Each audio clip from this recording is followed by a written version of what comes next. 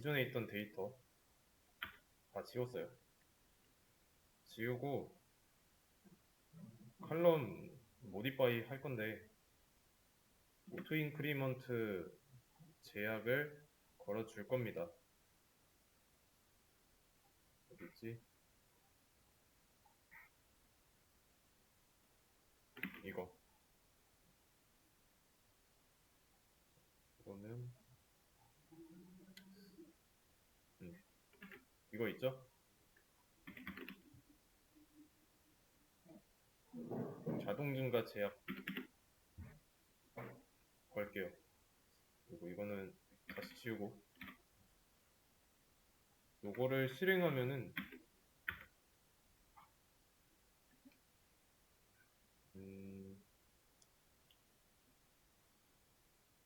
퓨처 릴리즈 인덱스가 겹친다고? 일단 구조 확인해 보겠습니다. 오토 인크리먼트가 추가됐어요. 엑스트라에 자동 증가 하게 됐는데 그러면 번호랑 제목 아이디 없이 추가를 해보겠습니다.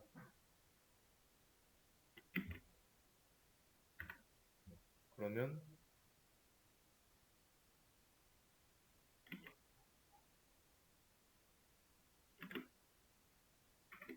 실행했을 때 1이 되죠. 그리고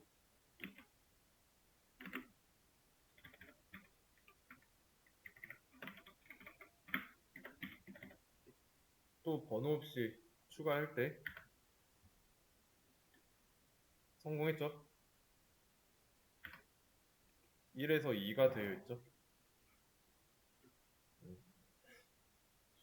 인서트 할 때 타이틀하고 바디 컬럼에 있는 내용만 써줘서 추가하고 있어요. 아이디에 대한 데이터를 안 줬는데 알아서 자동 증가한 거죠. 동의하시죠? 인서트 할 때 아이디 한 번도 안 써준 거. 이게 잘 되는 이유가 오토 인크리먼트 제약 때문입니다. 그래서 아이디에서 생략해도 알아서 집어 넣어줘요.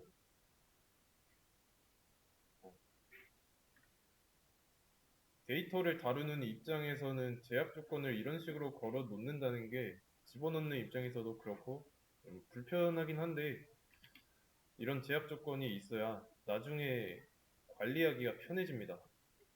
관리자 입장에서 편해져요. 데이터를 추가하는 조건을 까다롭게 하는 게 중요합니다. 그래서 그러면 이런 데이터가 여러 번 실행됐으면 같은 내용의 데이터가 여러 번 들어왔지만 아이디는 다르죠. 다 자동 증가했잖아요.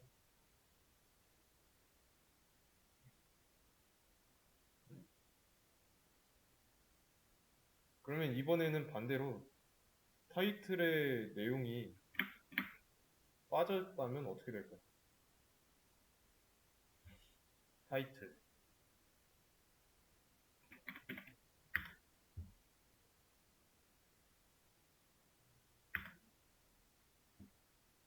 이거는 됩니다. 왜냐면 아티클이라는 테이블 만들 때를 생각해 보세요. 크리에이트 아티클.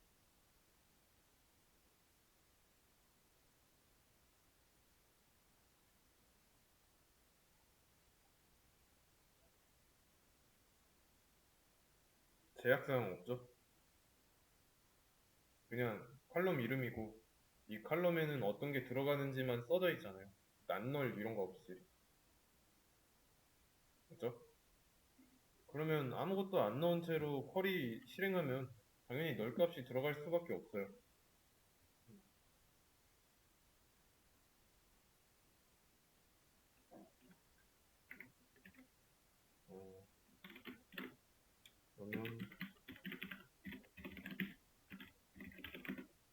네이버 카페 아무데나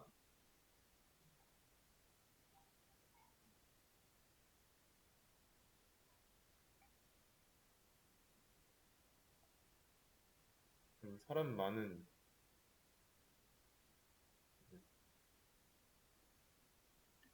자, 이런 카페에 들어왔습니다.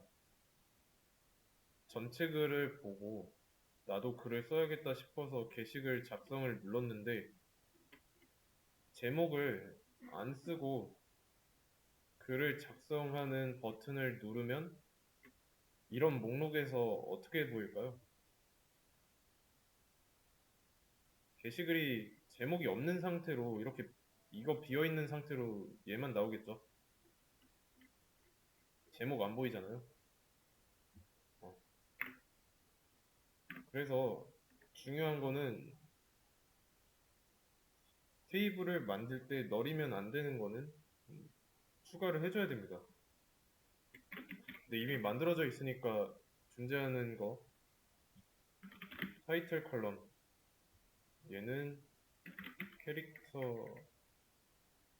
100이었나? 이렇게 해놓고 정수가 아니니까 언사인도 필요 없죠. 그리고 제목 얼마든지 겹칠 수 있고 번호가 아니니까 자동 증가할 필요가 없고요. 제목은 좀 더 길게 그러면 바디 컬럼도 마찬가지로 지금 난널 이런 거 없이 바디는 텍스트죠? 텍스트만 들어간다라고 돼 있고 음, 똑같죠? 얘네들은 어차피 문자 데이터를 추가할 거니까 이런 칼럼에는 여기처럼 뭐 음수 안 보고 자동 증가 이런 거 할 필요 없고 제목이랑 내용은 겹칠 수도 있으니까 이거 필요 없고 필요한 거는 난널 제약만 있으면 되겠죠. 이해되시죠? 실행하고 봤을 때 널값 허용하지 않는다라고 되어 있습니다. 그래서 이제 널값 yes에서 no로 둘 다 바뀌었죠. 자, 이거를 이제 너를 쓸 수가 없다라는 걸 널럽을 하지 않다라고 합니다. 널이 가능한 경우가 아니다라는 거죠. 그래서 이제 얘처럼 타이틀 빼놓고 추가하는 행위는 허용하지 않습니다. 네, 근데 에러는 발생하지 않았어요.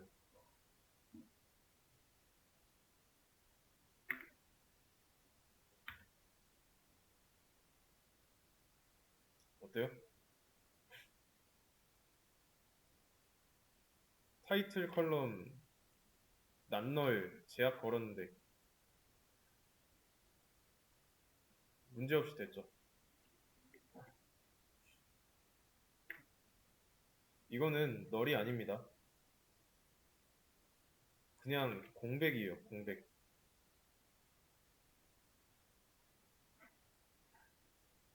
그 아이디 있잖아요, 아이디. 아이디를 인트로 했을 때 난널인데 안 주고 게시글 추가하려고 했을 때 아이디 값이 자동으로 0이 됐죠? 문자 데이터에서는 공백이 이 0이랑 같은 포지션에 있는 겁니다. 어,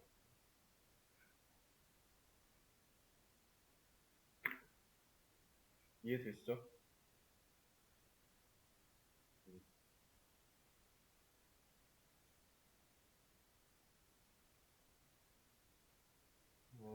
오케이.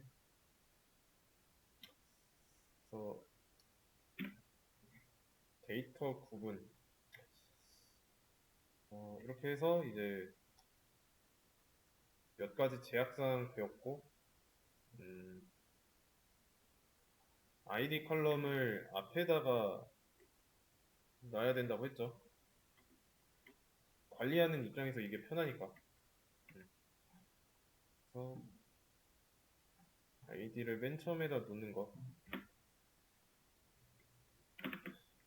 이거는 데이터를 구분할 수 있게 한다.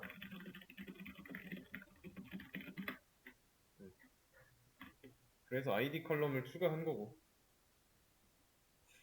이렇게 해야 하는 이유는 데이터 구분이 되지 않으면 올바른 처리가 불가능하기 때문에.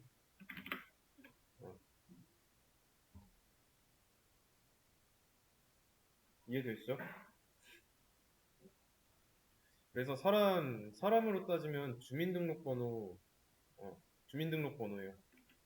생년월일 뒷자리 부분에 보면은 성별 1 또는 2, 남자는 1, 여자는 2. 요즘은 이제 2000년대 이후로 태어나면은 3 아니면 4죠. 이 뒷자리에 보면은 뭐 지역번호 이런 거 정보가 다 들어 있습니다. 이런 걸로 식별할 수 있는 거고.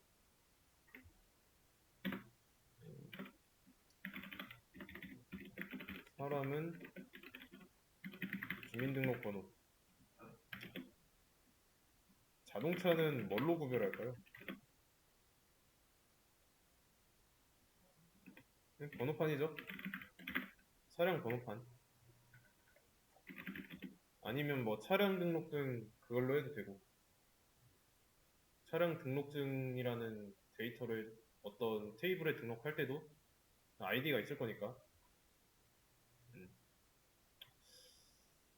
사람과 자동차에 대한 정보를 구별하기 위한 기준이 각각 이 두 가지인 거고요. 이 데이터를 구별하기 위한 데이터, 요게 주키. 자, 주키인데 이거는 프라이머리 키라고 합니다. 이 앞글자만 따가지고 PK라고도 부릅니다. PK.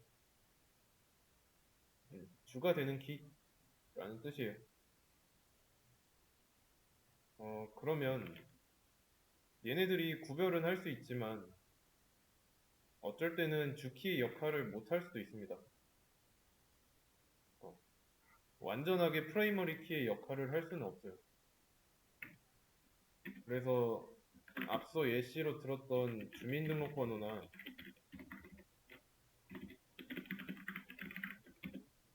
차량 번호판, 얘네들을 후보키라고 합니다. 후보키. 상황에 따라 달라요. 얘네가 주키 역할을 할 수도 있고 못 할 수도 있고. 그러면 또 후보키 사람의 경우 전화번호가 있을 거고 이메일 주소가 있을 거고 이거 외에도 더 있겠죠? 내가 가입해 놓은 어떤 사이트를 떠올려 보세요. 자주 사용하는 곳에서 본인 인증할 때 좀 다양한 인증 수단이 있죠. 거기서도 가입할 당시에 설정된 걸로 구분합니다.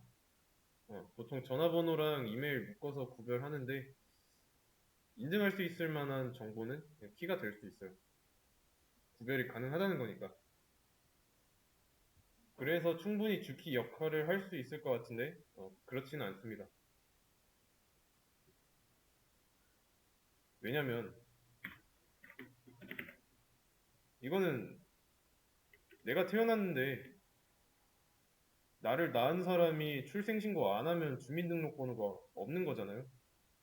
나 차 안 사고 걸어 다니면 차량 번호판 없는 거고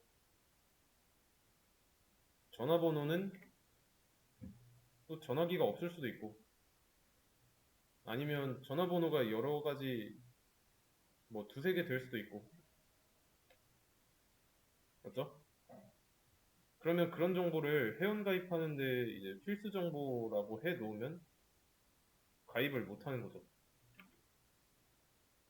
나는 출생신고가 안 됐으니까 주민등록번호가 없는데 못 쓰는 거죠. 해당 웹페이지를. 이해되시죠?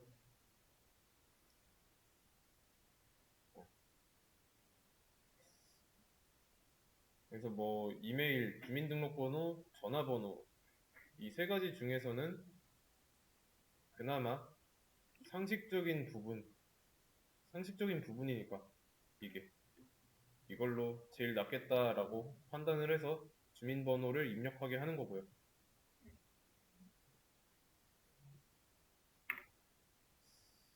어,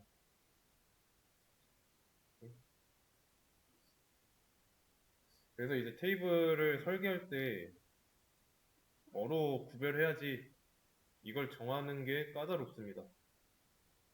식별자로 뭐가 제일 나을지 생각해 봐야죠. 근데 이 PK는 새로 생성 가능해요. 현재 회원가입을 하는 상황이랑 가정을 했죠. 어, 회원가입을 할 때 이제 그 회원가입 폼에서 뭐 너는 몇 번 회원이야 해서 아이디를 사용자가 직접 적는 게 아니잖아요. 그냥 이 서버에서 지금 가입하는 애는 몇 번 회원이다 라고 정해버리면 돼요. 그러면 PK로 아이디를 쓰면은 금방 해결될 문제죠.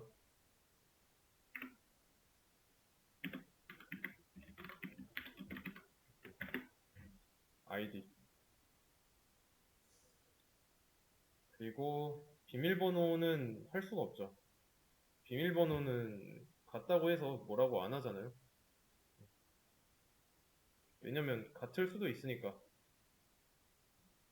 뭐 예를 들어서 비밀번호가 한 사람이 기억하기 쉽게 이 사이트에서 쓰는 비밀번호를 저 사이트에서도 같은 비밀번호로 해놓을 수도 있고, 그러면 내가 이 사이트를 다시 가입하려고 할 때 있는지 모르고 또 가입할 때 비밀번호를 똑같은 걸로 입력을 하게 되면 뭐라고 안 하잖아요. 비밀번호는 이제 PK가 될 수가 없는 거죠.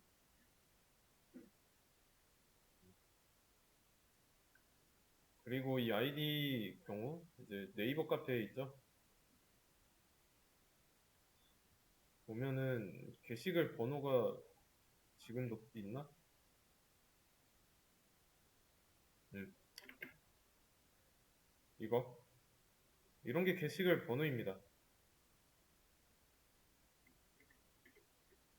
아이디예요, 아이디. 어,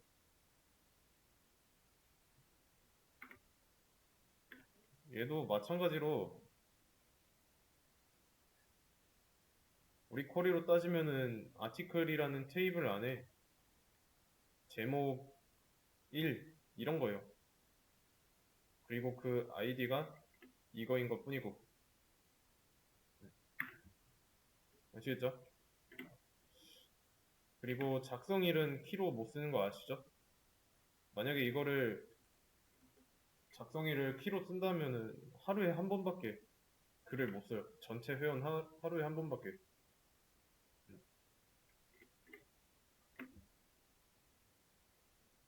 근데 그건 말이 안 되죠. 전체 글만 봐도 이거 다 오늘 쓰인 글인데 키로 해놓으면 이거 불가능하잖아요.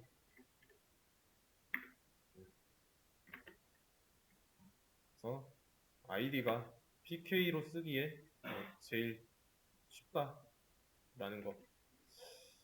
이 아이디라는 컬럼을 만들어서 제약 조건